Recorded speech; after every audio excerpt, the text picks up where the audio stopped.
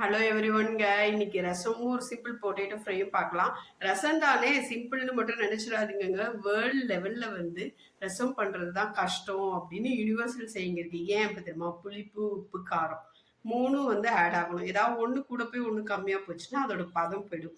இன்னைக்கு நம்ம அரைச்சி விட்ட ரசம் பண்றோம். நான் தக்காளியை மேஜராக யூஸ் பண்றேன், புளி ரொம்ப கம்மியாக யூஸ் பண்றேன். உங்க டேஸ்ட்டுக்கு ஏற்ற மாதிரி நீங்க பண்ணிக்கோங்க. வாங்க பார்க்கலாம்.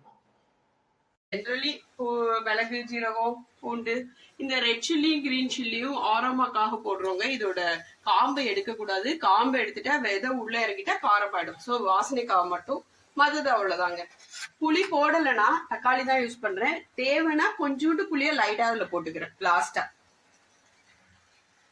பூண்டு கருவேப்பிலையும் ஆயில்ல போடுறேன். ஃபர்ஸ்ட் பாருங்க, ஒரு ஸ்பூன் எண்ணெய் தாங்க நான் எப்பவுமே விடுவேன். அதை தாண்டி நான் எண்ணெய் யூஸ் பண்ண மாட்டேன். கொஞ்சோண்டு கடுகு, கொஞ்சோண்டு உளுத்தம்பருப்பு, இந்த பூண்டையும் கருவேப்பிலையும் இந்த எண்ணெயில போடுறேன்.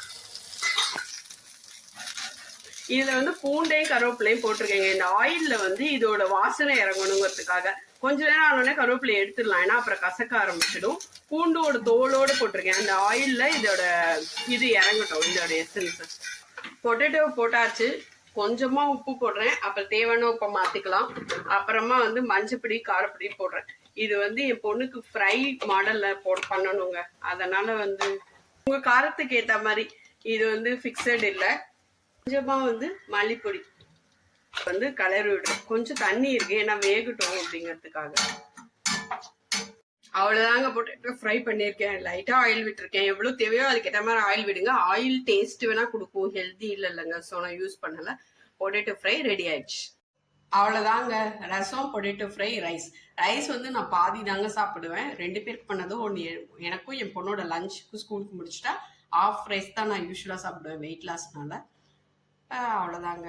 பிடிச்சிருந்தா சேனல் லைக் பண்ணுங்க, சப்ஸ்கிரைப் பண்ணிக்கோங்க. தேங்க்யூ ஃபார் வாட்சிங்.